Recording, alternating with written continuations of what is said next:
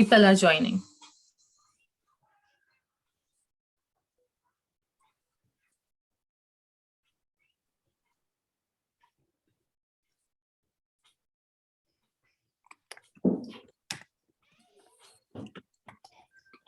So we can stream it on Facebook as well. Sure.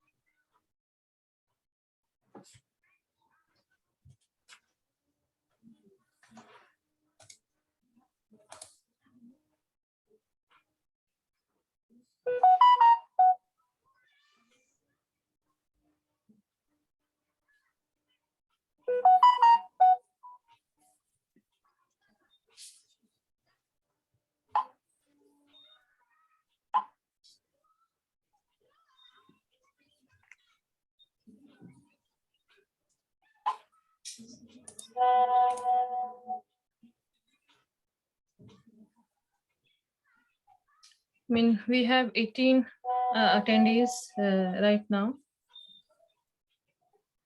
Should we wait for a couple of minutes? Yeah. Yes, we can wait. We can wait for a while. And you may like to minimize the volume, Reshma, for your phone, I think, ringer, because it's constantly coming in.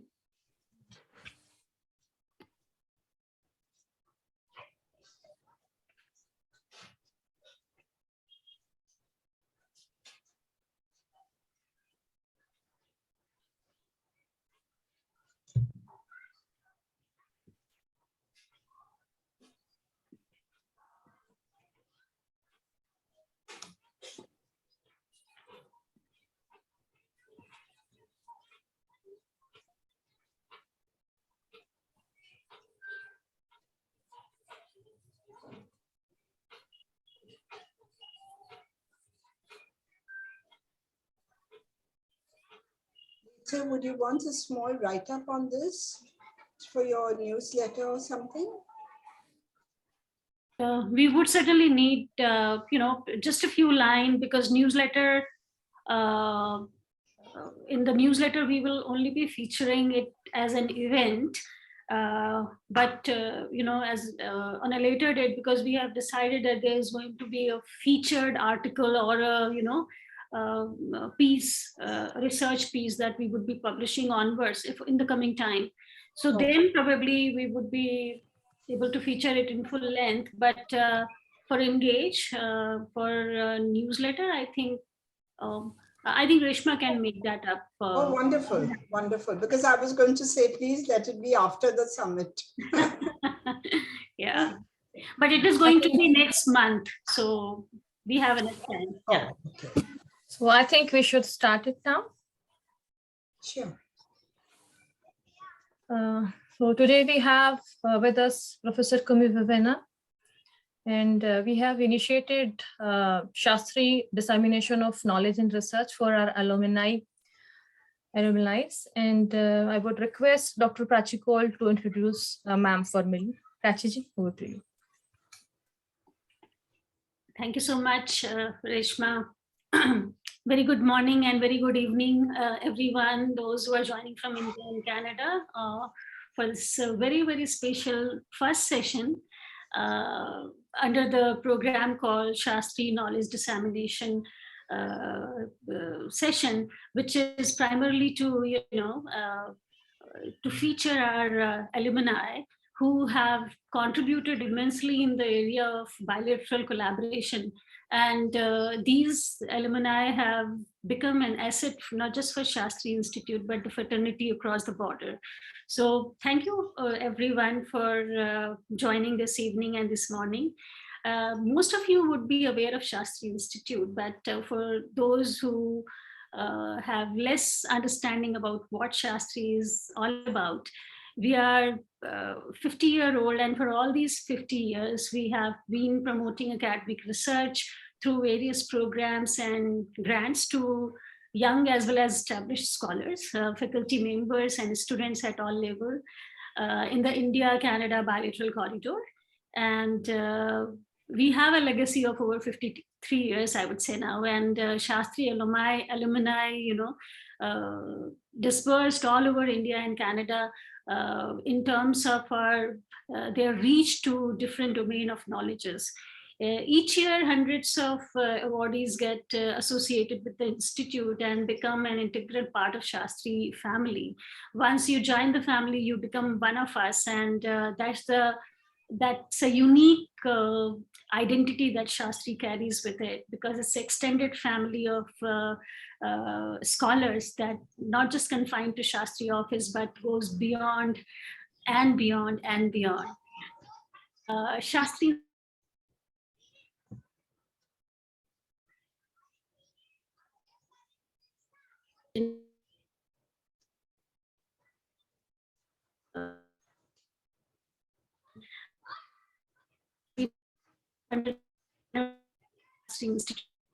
and we feel that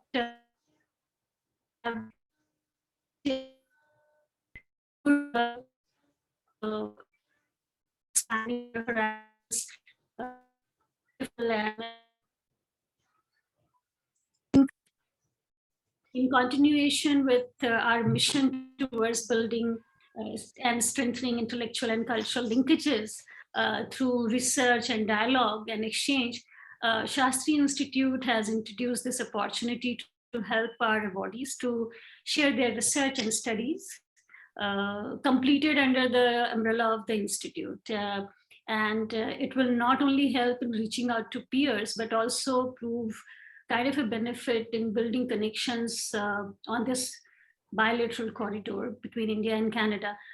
Even beyond that, people who would be listening probably be joining in from different part of world. So it will probably bring connections, not just from India and Canada, but beyond. For young researchers, of course, this is an opportunity to boost confidence, as interactions with numerous individuals and researchers will expand their horizon of knowledge and experience and build quite diversified perspectives and help in realizing their career aspirations. We are learning and knowledge sharing. While for scholars like Professor Coomi Vevaina, it's I would say an enrichment for all those who are joining today to listen to her, because she is very thorough in her understanding what she's doing and what she have been doing over the period of time.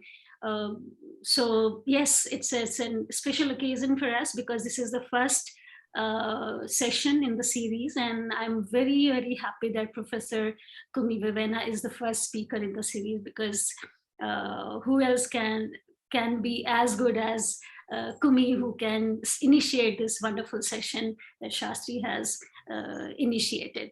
Professor Coomi Vevaina, very warm welcome to you in this session, and I'm going to introduce you formally now.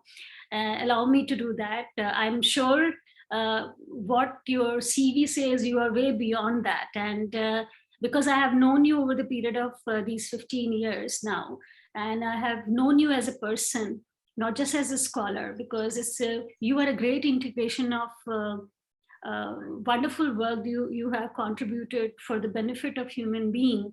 Along with that, it can't be done by a person who have no compassion for people. So you are warm, compassionate, and a lovely person. So I'm glad that you are here with us and you are willing to share your research with the audience that we have gathered today. Professor Coomi Vevaina, for our audience, she is PhD in literature and PhD in education, former professor and head department of English, University of Mumbai. And we can say that she is an education futurist, founder director of the annual Global Tipping Point Summit, TEDx speaker, internationally acclaimed educator, literary critic, teacher, educator, writer, and a wonderful storyteller. So you will experience this storytelling while she's going to share her experiences. you will make out how good she is at this. In October 2016, Dr. Vevaina retired as a professor and head of the Department of English from University of Mumbai. She has, as I said, 2 PhD degrees to her credit, one in the literature and the other in education, published 11 books, 58 papers that have appeared in peer-reviewed national as well as international journals of acclaim. She was also declared by International Journal of Canadian Studies, Ottawa, as amongst the top 10 best Canadian critics in the world, and won her an honorary position for 3 years on the advisory board of the International Journal for Canadian Studies. She was reappointed on the board from fall 2007 to 2009. In the year 2009, she received a Lifetime Achievement Award of Merit from Indian Association of Canadian Studies. And she was also facilitated and established the Canadian Studies Center in India and Europe. And she's going to talk about these things while she does her sharings. The center at Mumbai University is just one of the 8 centers that she has kind of created over the period of time. She has interviewed numerous Canadian writers and has worked on projects with internationally renowned Canadian critics like Barbara Goddard and Coral Ann, and from UK, the First Nation experts, Dr. Harmut Klose, and from Germany. She has delivered 2 TED Talks on education and also now working as an education futurist. In 2015, she was selected by the World Leaders in Education as one of the 35 women from across the world who are changing educational paradigm. Recently, she directed the online International Global Tipping Point Summit that was attended by approximately 7,000 participants from India and abroad.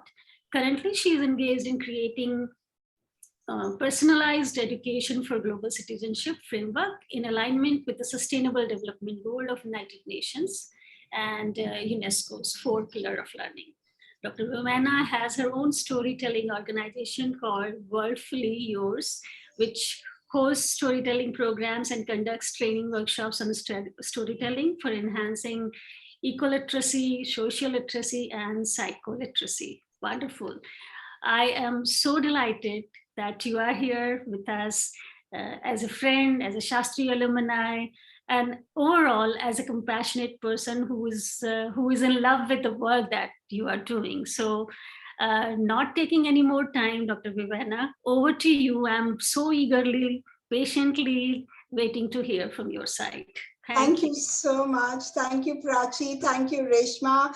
You all have been friends. So as Hari and everyone else, you all have been friends for decades now. And I feel very, very privileged to be a part of the Shastri family. And thank you so much for this amazing honor of having me as a first speaker in your knowledge sharing program. So if you were to believe what Prachi has said about me, you would think that I was born a scholar and I was always a very good student. But the truth is that I was not. So I'm going to give you my true life story as a story and leave you to then decide whether you really want to associate with me or not. This particular presentation is called My Tryst with Canadian Studies. And it is a tryst in the true sense of the term, because I've had a love relationship which is continuing after that many decades. I see my life in 4 dance sequences. The first being the dance of the imp, the second, the dance of the stargazer, the third, the dance of the juggler, and the fourth, the dance of the peaceful warrior, the dance of the imp. My teachers, my school teachers, and everyone in my family just knew me as a highly creative prankster. And I was constantly dreaming up, I was a compulsive dreamer, constantly dreaming up the next prank and the next prank. And I always had a very, very innocent look, the butter won't melt in your mouth kind of look, but I was the one scheming and giving all these wicked ideas to people. And I was an unstoppable singer. Apart from that, I was nothing. I was never a reader. Nobody would see me ever with a book. I ran away from studies. My mother had to tie me to the chair to make me sit and study. So it's literally that way. And I was a butt of all the jokes in the family and among friends. Reason being, I had this dream of being a teacher. And my rank would be 29th rank out of 32 students. So everyone thought she is just so stupid. She's never going to be able to be a teacher. And yet I was absolutely convinced I would be a teacher. So year in and year out, I would write to Santa Claus for blackboard and chalk. And one day Santa Claus got really fed up of me and said, can't you ask for something else like a normal girl? And the contents of the letter didn't bother me. I ran to my dad and said, Dad, you and Santa Claus have the same handwriting. That's it. But it didn't deter me from wanting to be a teacher. And I was in despair of my loving parents who felt that maybe we'll just teach her how to knit and sew and cook and get her married off. So when I passed standard 7 and went to standard 8, they were mightily surprised. And when I cleared standard 10, they were absolutely overjoyed. But then something very interesting happened in my life. A teacher came along in my first year of college and she changed my life. And from that moment, a new dance sequence began. The dance of the stargazer. Pardon, ma'am, but slides are not moving. My slides are, I can see them moving here, but you can't there? Should I try again? Stop share and try again? Just give me a moment, I'm sorry. These are the joys of technology. Just tell me if you can see them. Can you see this slide called the Dance of the Stargazer? Only No? the first slide is visible. Only the first slide is visible, this one. After this? No? No, click on the second one or in this try. I've clicked. I can see my second slide. Reshma, would you like to run it? Would you like to run it from your end? You have the presentation. Okay, then I'll stop this screen share.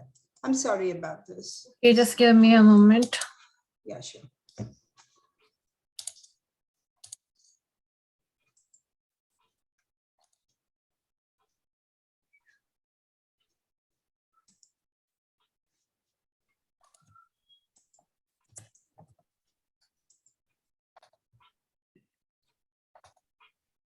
So I'll continue while Reshma gets the presentation going.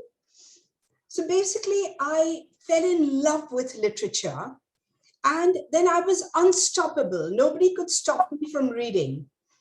And this teacher really encouraged me, but at the same time, she was extremely critical and harsh, even harsh. So the very first assignment I wrote went into the bin. And she said, it's not worth anything. It's just a cut and paste job. Where is your original thinking? And that really spurred me because I knew I wanted to do nothing in life but do literature. And this, can you see the slides changing now? I can see them. Yeah, we can. Yeah, okay, great. So Reshma, you'll have to come to the next slide and the one after that, actually.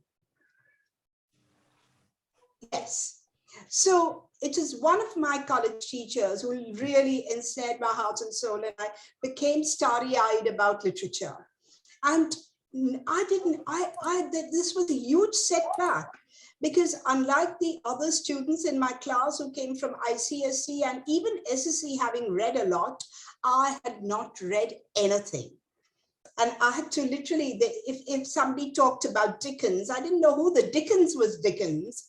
I knew Shakespeare because my grandfather used to read Shakespeare to me, but I had no idea about literature. So it was quite a tough beginning for me. And yet I persevered. In 1985, I decided to do a PhD, and my guide, Dr. Kuchetkar, one of the most respected guides in India, in Bombay at least, she told me that a professor from Canada, Ms. Sheila Wilkinson, was going to come to the SNDT University. And if I was looking for a topic, I might consider Canadian literature. And Dr. Sheila Wilkinson was so happy with the paper I wrote on Marie-Claire Blai's Mad Shadows, the French-Canadian writer, that she encouraged me, and she said she would provide me with all the reference material and all the support I could ask for. So the dance got further refined when I encountered this brave new world like Miranda through Canadian literature. Next slide, please. And Reshma, can we move here? And then began the third movement with that, the dance of the juggler. I was juggling various roles, both on the personal front and the work front, while doing my best to promote Canadian literature in universities elsewhere, in India and in other countries. Now, as many of my friends will tell you, people hadn't heard of Canadian literature when we started out. They said, well, is there anything like Canadian literature? Isn't it very similar to American literature? And we said, no, it's very, very different. And yet in certain ways, of course, there are some similarities. But people hadn't heard of these writers. And many of them said, are you sure you really want to work in this area? But I was absolutely certain. And what I found in Canadian literature was an amazing variety. So I started reading the French-Canadian writers and the mainstream writers, and I formulated my PhD topic. And Professor Eli Mandel reviewed it when he came to my university, SNDT University. And when he looked at it, he said, this is going to take you a lifetime. If you think you can work on Margaret Atwood, Margaret Lawrence, Marie-Claire Blais, Alice Munro, and Ethel Wilson, forget it. You'll get your PhD at the age of 18. So I was taught a lot by all these visiting professors who kept coming to the SNDT University and from whom we gained a lot. Next slide. Now, this entire journey has been thanks to my relationship with the Shastri Canadian Institute, which has always facilitated my desire to really understand Canadian studies better. The Shastri Indo-Canadian Institute has done a lot for everyone. And I think those of us who have been with Canadian literature will definitely agree with me. I see it as a relationship of give and take. Prachi initially talked about how much we have done for Canadian literature, but Shastri has done a lot for us. So I'd first like to talk about the role of Shastri there. So next slide, please. So what did I receive? Your book program was absolutely amazing. That was what really started me off. In the SNDT University, Dr. Shirin Kuchetkar wanted to start the Canadian Studies Center there. And she didn't know how to really order books. And Professor Janeja said, well, I already have a lot of books here, but we have not we don't have a proper catalog with the call number, with the ISBN numbers, etc. So I was sent to Baroda to manually sit and write out the titles, the authors, the ISBN numbers. And then when the books came from Shastri, going to the nearby post office and getting those parcels was a source of absolute joy, because we had that many new books suddenly coming to the SNDT University. And Dr. Kuchetkar said that I would have to go to the librarian and learn from the librarian how to write the call and accession numbers on each of the books. So I did that as well. And then I was doing research, and I I just knew that I was in the right program. Then we had constant, regular international, national, and regional conferences, and a stream of people, extremely dynamic. Things were constantly happening. It was barely 2 or 3 months that you had a gap between an international or a regional or a national seminar. And it was such a stimulating time that also, I think one of the very major things was that as a student, you had some avenues for publication. And that really spurred you on. And one always knew one had friends everywhere. There was a center in Goa and a center in Warangal, and of course, the Canadian Literature Center majorly in Kerala and Baroda. So you could go anywhere, you could avail of the books. Later on, they would even send the books by post. So you were never short of material. I don't think anyone could really say that we were short of material. And I found so much on Canadian writers in the American library, in the British library. There was so much on Atwood in the British library. So it was just so exciting the way things happened. Then, of course, the scholarship and the fellowship programs. We had a PhD student scholarship for 9 months. And because of my parents being extremely ill at home, I couldn't leave them and stay away from them for 9 months.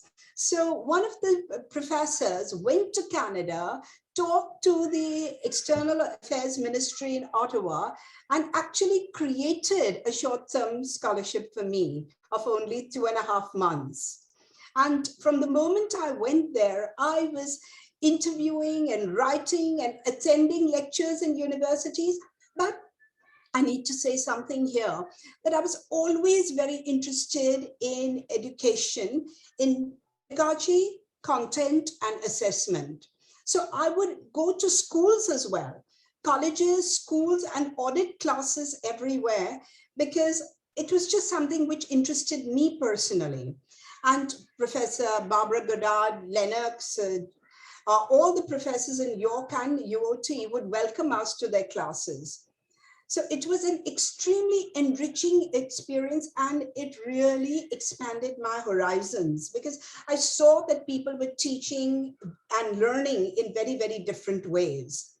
And I received a lot of awards from Shastri Indo-Canadian Institute, and as I said, from the External Affairs Ministry in Ottawa. The awards, of course, I was thankful for them, but that was not the main reason why I stayed on in Canadian literature. Because once I finished working on Atwood and Margaret Lawrence for my PhD, I felt there was a whole new world available with writers in French Canada.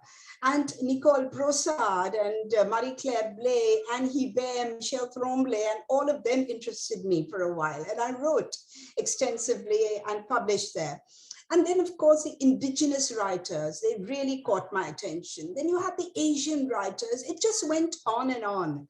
So during my stay in Canada, I was visiting the Glenbow Museum. I was taken by my friends for book releases, and I didn't want to miss a single opportunity. So I don't think I really had even a day. And then Margaret Atwood encouraged me to also travel. And I had a true blue Canadian experience when I got snowbound in Revelstoke on my way from Calgary to Vancouver. So it was an absolute hands-on experience. I could understand the prairies.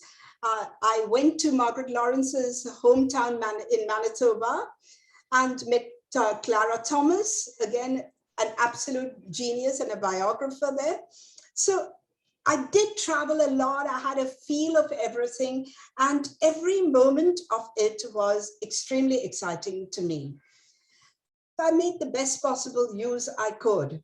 And I made sure that I didn't have a single day which went waste in my calendar.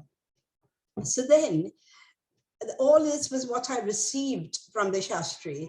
There were certain things that I could give as well. So we could move to the next slide, Reshma. Of course, I wrote and edited 7 books on Canadian literature. Now my work is mainly in the area of education. So I have the remaining books out of the 11 on education. And I published 48 papers. There are many more now, but again, in the area of education. in peer-reviewed national and international journals. I helped set up Canadian Studies Center in India and abroad, and majorly in Germany. I did a lot of lecturing in Germany and Spain and encouraged the departments there to actually apply to their local Canadian embassies and ask for Canadian books.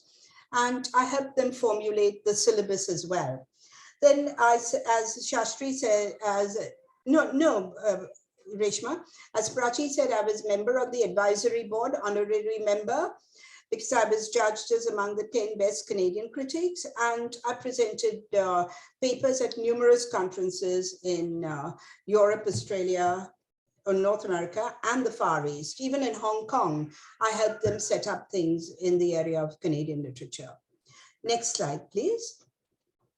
I also got Canadian literature included in postgraduate and graduate courses. My university was very resistant to it, and therefore I combined it with Australian literature and made that into one paper. And then later, of course, it succeeded so well that we also had another paper on Caribbean, African, and other literatures, the new literatures. But initially there was resistance, and I guided many PhD, MPhil, and MA students, and students knew that the minute they would talk about Canadian literature, they would be doing their thesis with me.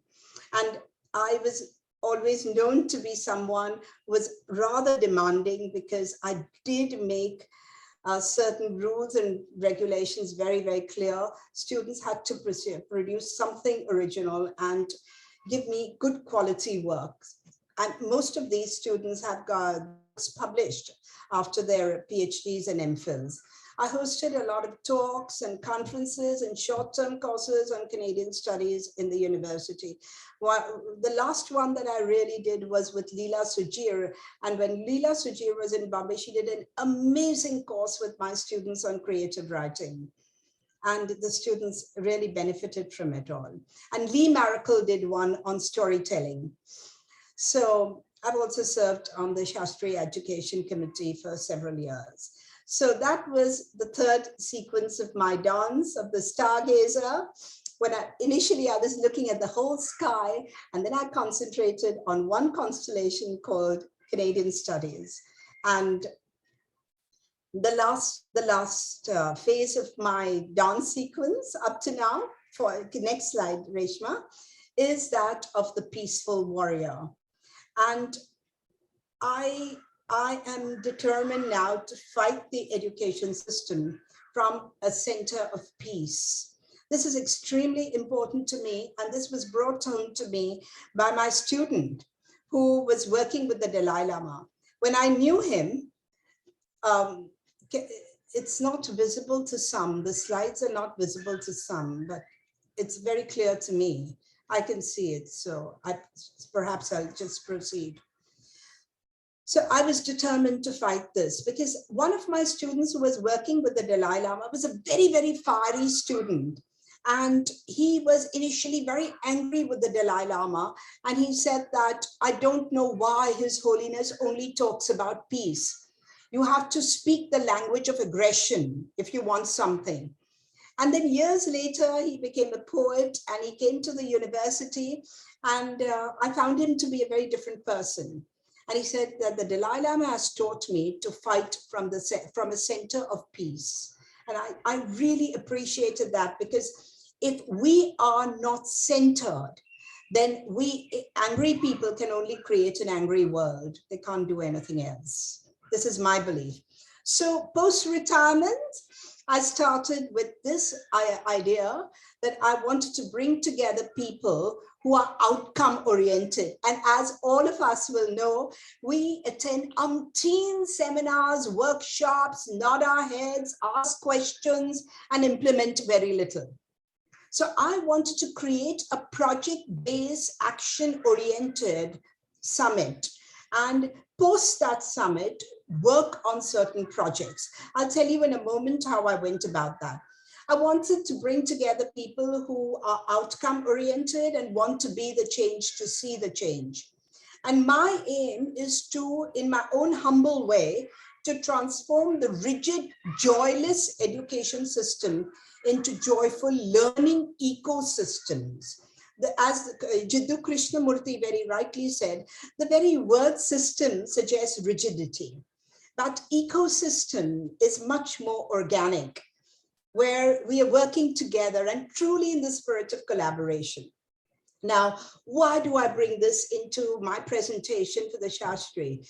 Because all my visits to various schools, universities, whether it was in Canada or for Canadian studies, as I said, I've traveled the world. I was mainly invited as a Canadian scholar. So wherever I went, I was observing the education system. And all this influenced me very deeply and finally led to the dance of the peaceful warrior. So that is why I bring it into today's presentation. Next, please. So with that came GTPS 2020 and 2021. Now, this concept appealed to a lot of vision-led companies like Tata's and Godrej and others. And Dr. Firoza Godrej said, Kumi, if you're not getting money from anywhere, and she knew how frantic I was. And at that time, I wanted to make it into a physical summit. There was no pandemic, but she put in the first 3 lakhs. And she said, go ahead and just do this. It must be done. And then after she did that, several other vision-led companies jumped in. And we were going to have it as a physical summit, but of course a pandemic struck and we had it as an online summit. So I'll explain the structure in a moment. The concept, next slide, Reshma. The concept is very simple. At the center is a speaker. So we had the speaker speaking for 20 minutes. But 4 months before the summit began, each speaker was connected to 4 people who were interested in that area and who had a certain amount of knowledge. They created a project. Then at the online summit, they offered the online audience free training in their area of expertise. So again, we thought, that now people are suffering from digital vertigo with so many Zoom calls and nobody will sign up. But we were amazed to have 354 people sign up as action group members. So I'll just talk to you about it again a little later, but I'll run through the kind of advisory board and very, very quickly. The next slides we could go through quickly, Reshma, because I think we are running out of time. So I have this amazing advisory board with all kinds of people from everywhere, starting with, as I said, Dr. Firoza Godrej. Then let's get on. My summit coordinator is available to me 24/7, Donna, and she works with me 15 hours a day. And we also have others who are doing very, very serious work with us. Everyone is working gratis. There is no money in it for any of us. And yet that many people are working. I'm really very, very touched and I feel very honored. We had a lot of companies supporting us. We had Parent World, Education World, etc., Tata Trend, all of them supporting us. Just next slide. One night before the Education Summit began, the Dalai Lama wrote a personal letter saying how important the summit is. And that, of course, was a shot in the arm. We also got support from Sadhguru, and next slide, Sadhguru, from the army, some of the army generals. I've just put down one person's name here. Next, from psychologists, psychiatrists, next, from educationists, dancers, next, from media people. So we had 22 eminent speakers from India and abroad talking on education and parenting. This is another thing we are doing. We don't want teachers and parents to be in 2 separate camps playing the blame game. We want to bring them together and really work towards the betterment of the system. So from GTPS 1, we had 11 action projects. And 6,332 people participated in it. And 72 educational institutions stepped in as partner institutions. So this went beyond my wildest imagination. Now, from Saturday, next slide, From this Saturday, 19th of February, we launch GTPS 2022, and now we are very focused. We want to create a new educational framework, not a curriculum, just a framework, which will be joyful, as Krishnamurti and Yuval Noah Harari and others would say, consciousness changing. It doesn't have to be all competition. It can be collaboration. It can be a sense of oneness that we can create in the classroom. And most of our projects have succeeded very well in rural India as well, because rural India is very, very important to us. So consciousness changing and aligned to the natural rhythms of each individual learner. So we want to make it personalized. At the same time, we want them to think like global citizens. Next. So now I'm just going to show you some of these pictures, not talk about them. We have this amazing array of 55 educationists who are going to be talking this Saturday, Sunday, and next Saturday, Sunday. We don't kill people with too much. It's just 3-hour slot. Each of the speakers will be talking on panels for about 5 to 7 minutes. And then after the summit, they will host workshops. So we have Bittu Saigal talking about education and nature, because nature is very important. And we are not doing environmental science as something separate. We are teaching basic concepts and life skills through education. We have on the panel side, Dr. Mazda Turel, who's a neurosurgeon, and who's going to talk about what nature does and the kind of effect it has on the neurology of a child. So we have absolutely unique speakers, education through the arts, education through nature, education through sports and physical activities, gamification, digital pedagogy. Then, of course, we are also talking about how at this early foundational stage, we can do away with formal assessment and bring in something much more interesting and organic and meaningful. So again, we're not encouraging competition. We are working on creating learner profiles rather than standardized tests. So all this is, and of course, next slide, we talk about active sensorial learning. We talk about how the children can be really, I think we've missed a slide before that. We're talking about inclusive education, which is really very important. Because though we pay lip service to it, it's not truly inclusive. It's not even understood by the teachers. Teachers really don't know how to deal with differently abled children in class, etc.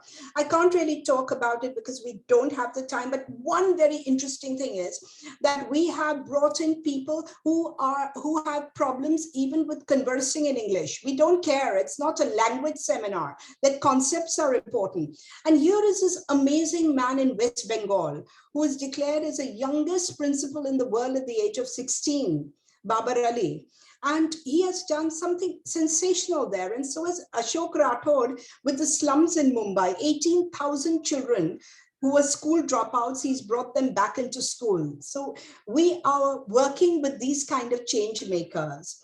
So I would urge you that the audience today could join hands with us to transform education and parenting.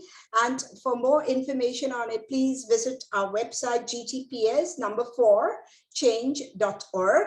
And you can register with the slide before that and attend the summit on 19, 20th, 26th, and 27th.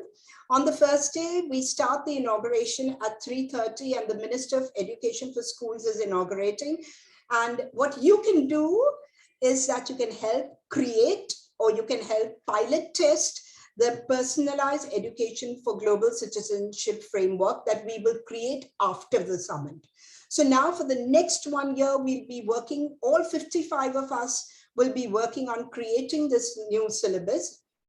And then we will pilot test it in 50 schools in India. And of course, if we can do it elsewhere as well, in Canada or wherever, because we have speakers from all over, even this year. We have some from Germany and Canada and wherever. So it would be wonderful if you could, yes, a whole PPT could be shared with the audience, Prachi. And this is my belief, that earth's cramped with heaven and every common bush afire with God. But he who sees takes off his shoes. The others sit around and pluck berries. So we don't need to be berry pickers anymore. And if you don't want to be a berry picker and you have the time and the inclination, please join us and become a part of the GTPS family. Thank you very much. Thank you. Wonderful. Thank you so very much. This was very interesting journey that you took us with you, Coomi. And I'm glad that we have two very important people. I would like to acknowledge them here.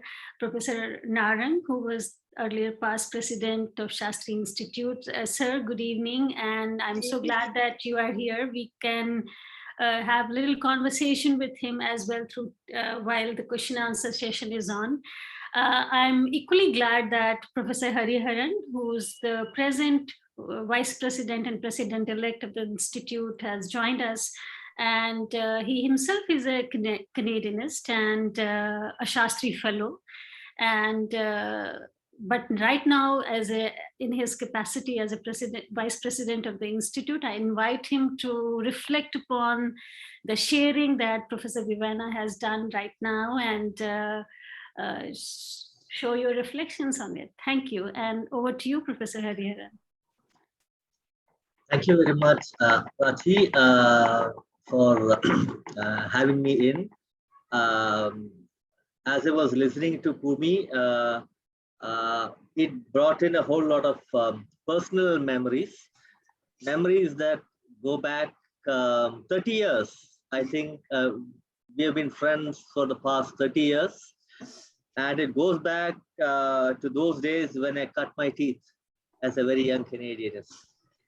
And Coomi, when I was young, charmed me. And she continued to do it. And she continues to do it, even to this day. So hats off to you for that.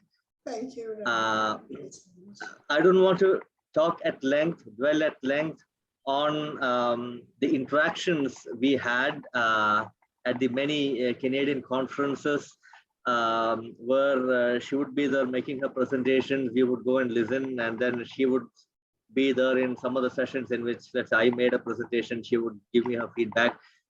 I mean, there was a lot of learning, there was a lot of sharing, and I would say there was a lot of caring also. Yes, absolutely. I think that is what we get to see in the presentation. And I think that probably is the way in which we try to respond to the system that Coomi was talking about. Systems do not have feelings. People have feelings. Yes. We create systems, but then we forget to give feeling to the system. And from what Coomi has said, we all know this, that here is a person who's trying to bring that feeling quotient to it. Why else would Dalai Lama respond? Peace is a profound feeling. It passeth all understanding. Absolutely. I think that, in a way, sums up the gist of what Coomi was trying to share with all of us. And I think it is a very, very political thing that Coomi is trying to do, because what it does is it really captures the essence of a very young Coomi as a PhD scholar and the kind of work that she had done. Now, if you look at the work that she had done, you would see that they all were raising very, very important questions about the status that we have as learners, as students, as teachers, about the education system, which really did create us. So in a way, what she has been trying to do is to go back to reread, rethink that infamous minute of Thomas Babington Macaulay. It's a remarkable way in which she is trying to decolonize the idea of education that we have. And that's why she is not talking about a curriculum design. Reform, that transformation, that change needs to come from within. it's a personal tussle, it's a personal struggle. And I think that, I would say, is the sum and substance of what Coomi was trying to share with us. And I would say, by extension, that is the spirit of Shastri Indo-Canadian Institute.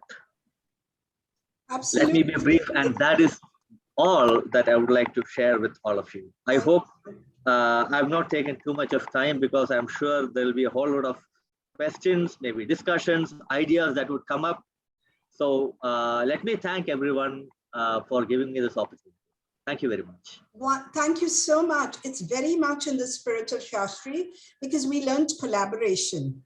And if I was working on a play and I was not sure of it, and I knew somebody else was an authority on that writer, whether it was James Irini or anyone, you just approach that person, and that person freely gave it to you.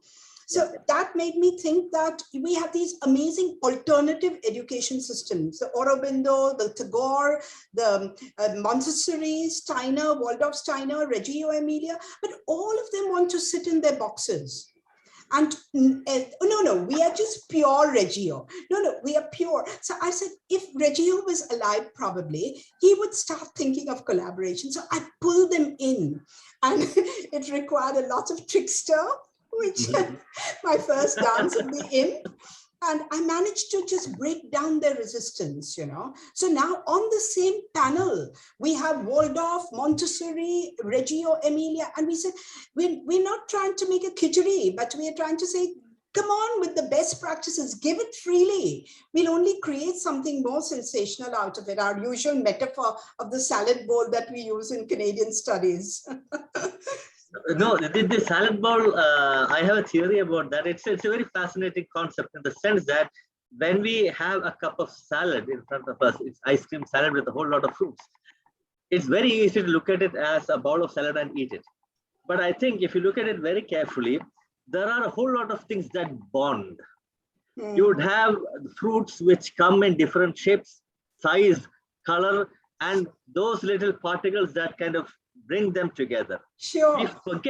We forget relationships when we talk about the salad bowl. Right. And I think that probably is the crucial thing that we miss out when we try to blandly say it's a salad bowl. But when we're bringing them together, I'm thinking of the bowl more than the salad.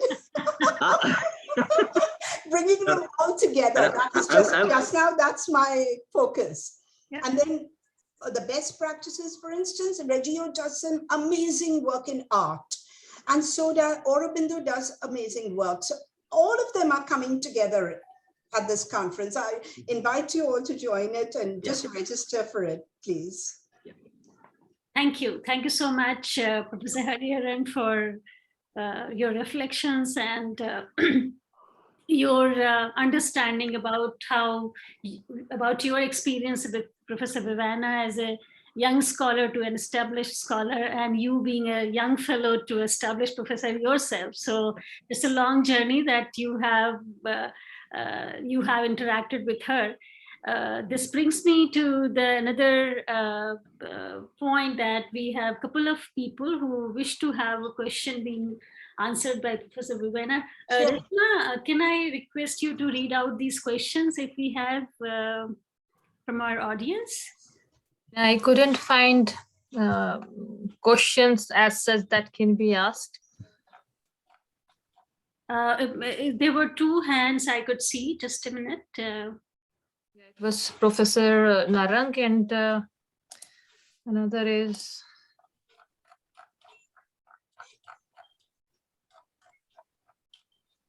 it's Dr. Kranti. Yeah, will there be opportunity for them to say it? I don't think that is a possibility in this. I can allow to talk. Yeah, please do. Please do. If you can, yeah.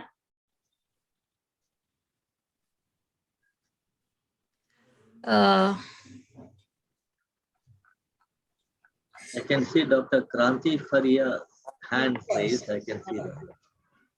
Dr. Farias, if you can if you can hear us out, please come up with your statement or comment or observation or question if you have for Professor Vevaina or any of us. I think she has left. No, she's there. Okay. No, to talk.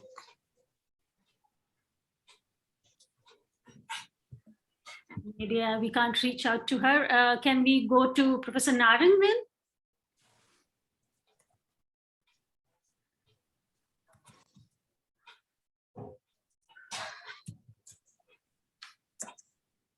I think he has left. Maybe I can't see him. Okay, all right.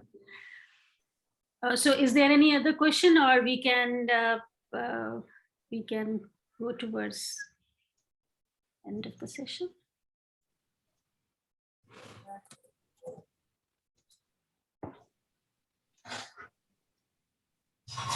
Okay, all right.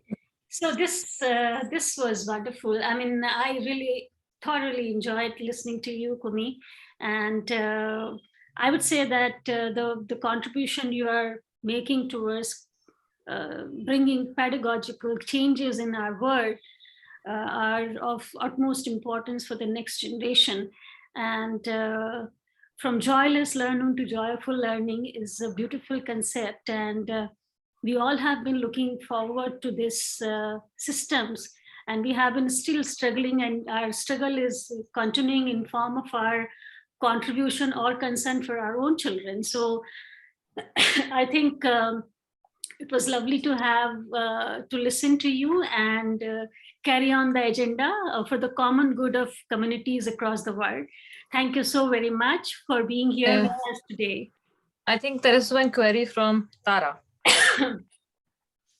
Hello from Nova Scotia. You want me to read it? I can read that for you. Can you hear I mean, me? she can speak. Yeah. Yes. Yes, we Yeah, can. okay.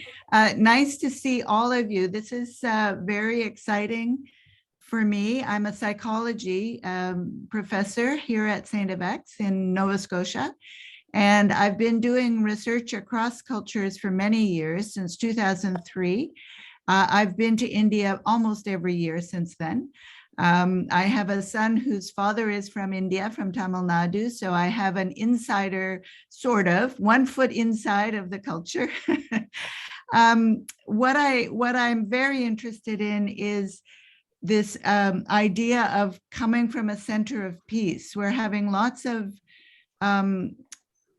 chaos right now in the world. I do research currently with Rohingya refugee children. We're trying to develop ways of fostering positive social development, because as children are developing in these very adverse contexts, it is very difficult to imagine how that can survive. And so I would very much like to collaborate on projects that you have and so on. So I will check out your website and see if I can come on this weekend that you're having your very large webinar. Very, very impressive how you've put so many people, but this is India. When you have a conference, there's thousands. In Nova Scotia, we have 20s. Thank you so much, Tara. I really look forward to collaborating with you. In fact, that is what I feel, that we are working on a framework for young learners. We need every intelligent person to think things through and guide us. So any kind of contribution that you can make, like for instance, I'll give you a very small example. We had one of the speakers, I created these panels, and then one of the panels was assessment. And I said, I would like to do away with assessment, but I know it's not possible. So he said, no, if you're thinking of GTPS, we'll make it possible. So that is the spirit of people. And then he put his mind to it, and he's come up with something very, very interesting. And he's a mathematician. So I'm just looking forward to working with all these wonderful people. We had a special program which was run by a professor from Australia last year after the first GTPS on teaching the refugees creative writing so that they could speak their truth. And wonderful. that yeah. resulted in some very, very beautiful stories, which Professor Mark McLeod from Charles Stewart University is collating, and he will soon be handing them over to us to put them up on the GTPS website. So Okay. yes, Reshma. There are 2 questions in Q&A. Sure. Shri Lakshmi Subhaswamy, it was a pleasure listening to you, Dr. Coomi. I am a student of PhD in education, a recent Fulbright scholar. I would like to be a part of the framework making as I am in the field of curriculum development. Do you have any internship opportunities at your institute? We will be doing a lot of teacher training, because once we come up with a framework, we will need, as VP Nicole would said, we need to have people put their mind in a different mind space. Right? So if we're doing something so radical, we will need people who will be part of the training, whom we could train the trainers, and we want them to go out and we're pilot testing in 50 schools. So we're going to need a lot of people like this person who has volunteered so kindly.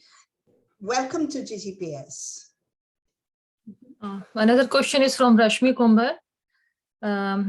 Being a library and information science professional and having worked in school libraries, would bibliotherapy be a part of any of your projects? It was even last year. And in fact, that was my session. We definitely talk about it, but not as therapy, because we are not trying to heal something in a very strict sense of the term. We're trying to do much more, just engage them in reading. We have a session at this GTPS also called Readers Will Be Leaders. And definitely reading and all is very much a part of what we do. So that's why we've said on our website that we want teachers, parents, students. Of course, I had a whole session with students telling me what kind of education system would be their dream education system. So we are students, we are inviting librarians, counselors, policy makers, education board authorities, just anyone. We are not in Delhi, so we don't have that clout, but we are inviting everyone.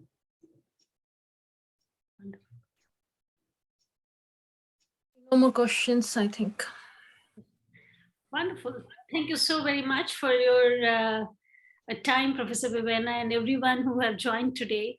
I'm sure you can take it forward directly with Dr. Vevaina. She has shared her coordinates as well.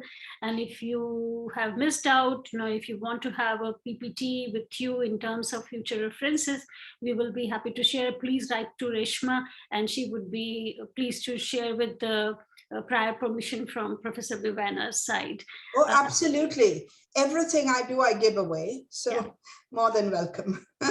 Thank you so much once again. My pleasure. And thank you once again for having me. Thank you, Hari. Thank you, Reshma. Thank you, Prachi. Bye-bye. Bye, ma'am. God bless. Thank you, Bye-bye. Reshma, for coordinating this wonderfully. Thank you so much. Thank you. Thank you, Professor Hariharan. Yeah, thank you. Thank you very much. Yeah. And say hi to Professor Narang too. Yeah, sure. Absolutely. Yeah. Thank you. Bye-bye. Bye. Good night. And have a good day, those who have joined from Canada. Yeah.